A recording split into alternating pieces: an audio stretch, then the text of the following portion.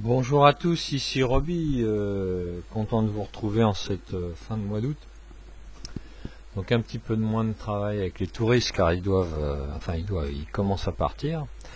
Donc voilà, petite vidéo de rentrée parce que vraiment au mois d'août, même si j'étais peu présent devant l'écran, je me suis régalé, je me suis aperçu que finalement j'arrivais à tenir des positions quand j'étais pas devant, donc c'est peut-être une leçon à retenir pour la suite de l'année. Donc voilà, donc aujourd'hui ça va être juste une spéciale DAX, hein, puis juste voir un petit truc avec l'USD CAD. Vraiment, le mois d'août, les bandes de Bollinger H2 ont été superbes. Alors effectivement, tout simplement parce que je pense qu'il y a eu beaucoup moins de volatilité que les autres mois d'août, où d'habitude souvent il y a des grandes descentes, des grandes remontées. Voilà. Quand les gens sont loin de leur écran, il y a souvent des surprises. Bon, pour l'instant, ça a été très calme dans tout ce mois d'août, donc vous voyez, hein, si on recule, alors évidemment il y a eu une belle montée à un moment donné, mais enfin bon, ça c'est une journée en directionnel, puis après on stagne dans un range énorme, donc bon, pour l'instant je vais juste vous montrer en mensuel. Voilà, on a cassé cette fameuse zone des, d'ailleurs elle est même pas dessus, je vais la remettre bien, 10 390, là c'est la Kijun qui est en mensuel, et c'est une zone, je crois que les chartistes avaient aussi trouvé. Donc voilà, donc celle-là, tant qu'on est au-dessus, ben voilà, c'est bulle, hein, la Shinku est bulle, donc voilà, pour moi je suis pas absolument pas baissier en long terme, hein. Donc, mais bon, encore une fois, je suis pas très doué dans le long terme parce que mon timing n'est pas le même. Mais voilà, a priori, si on fait de l'Ishimoku pur, il n'y a rien qui nous dit, à part la Kijun qui est au-dessus, mais voilà, il faudrait presque que la Tenkan vienne croiser pour que ça remonte et que ça puce, le nuage futur est plat, bon, mais tout, la Shinku est au-dessus des prix, donc, on va dire en grande frame, c'est toujours du bulle. Donc on revient à ma frame favorite, hein. Moi je suis un scalper. Donc par contre, en 15 minutes, ce matin, voilà, j'avais défini ce matin. Alors maintenant, voilà, le matin, je mets ces zones-là pour me délimiter la zone. Ce matin, j'avais défini celle-là, hein, vers 8 heures. Donc 8 heures, c'est là. Ça devait être à peu près là au niveau de la Shinku, je pense. Hein, on va pas faire le décompte. Voilà, donc effectivement, on était là. Donc on a fait la montée jusqu'à... Voilà, on a été touché. La Shinku a été touchée les bandes de Bollinger en 15 minutes. Voilà, et on est redescendu. Et et quand on a cassé, j'avais dit, moi pour l'instant je joue des shorts en haut, sur les deux, voilà, on va se mettre en 5 minutes, sur les MM25, 15 et 5 minutes, donc c'était ce matin, voilà, cette zone-là, en plus il y avait une Kijun, vous voyez, comme ça il y a plusieurs concordances. Donc pour moi c'était un petit short, mais en dessous il y avait la MM20. Alors cette MM20, c'est la MM20 que je mets en H2. C'est tout simplement H2 3.0 qui délimite. Pour moi, bulle, bear, voilà, est-ce que ça va être long? En plus ça tombait pile poil sur le point pivot horaire. Donc c'était une belle zone de rebond. Ce que j'ai fait, hein, aller-retour pendant la première demi-heure. Voilà, quelques points. Et puis après, j'ai pris un dernier short. Et quand je suis parti donc pour travailler avec mes touristes, j'ai laissé. Alors c'était un short à 100 pips, excusez-moi, à 100 microlots, et donc avec un stop 0. Donc voilà, c'est un risque 0, hein, c'est le cas de le dire.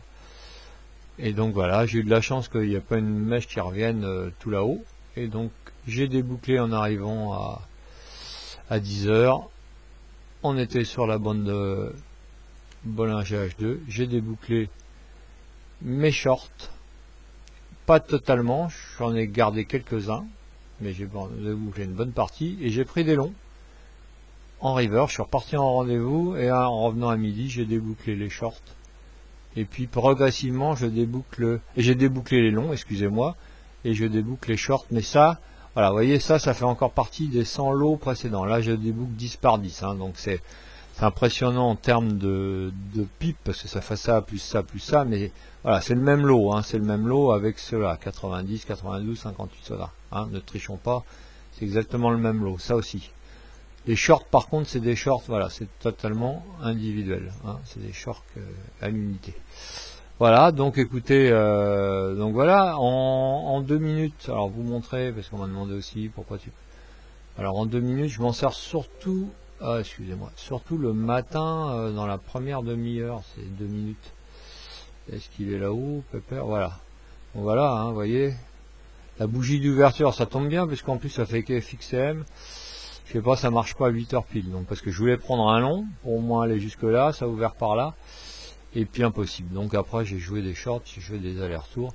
Et je me sers aussi de la MM7 qui me sert, voilà, alors c'est pas toujours super fiable, mais elle est d'ailleurs elle doit être réglée en 5 minutes, non même pas, elle est réglée par défaut. Donc elle est peut-être plus fiable en 5 minutes, vous voyez, je m'en sers sans m'en servir, disons que c'est un atout supplémentaire. Voilà, en 5 minutes elle est effectivement plus fiable. Voilà, tac, tac, tac, tac, tac, tac, là on a dépassé un peu, voilà, on est resté en dessous. Et puis voilà, des points en remontant comme je vous ai expliqué avant. Donc voilà, donc Shinku, impeccable, hein, les bandes de Bollinger, tout, voilà, regardez, bon j'ai loupé ce matin, mais vraiment, bon, hein, rien à dire, rectiligne, bon, on rentre sans problème. S&P, USD, il y a eu des bons coups à faire. Alors souvenez-vous aussi du timing, le matin quand il y a le reverse, ne rentrez pas trop tôt, c'est souvent 10h30, 11h.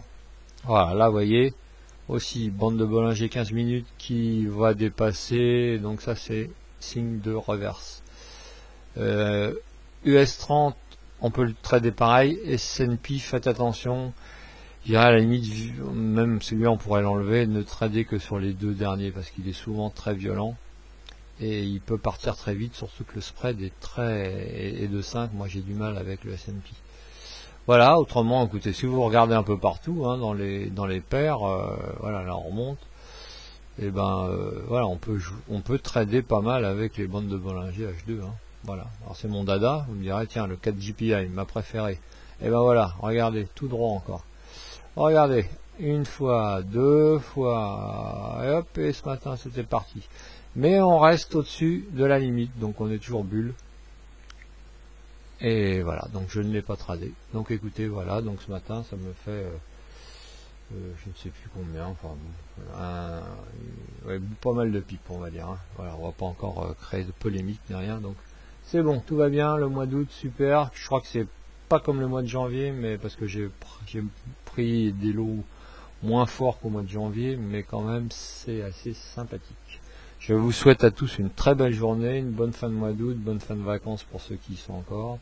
Bon courage pour la rentrée. Et puis pour les sites habituels, vous savez, hein, bon, sans faire de pub, parce que ce sont des amis effectivement, mais Ishimoku, Cypressat, Kali avec Ishimoku Academy, et puis pour le DAX et autres scalping speed super efficace, vous allez chez UVT, ils sont sympas, efficaces, compétents, voilà. Et sinon, bah écoutez, rendez-vous sur les vidéos de Robbie Scalping, ça doit être sur Google, vous trouverez. A plus, à tous.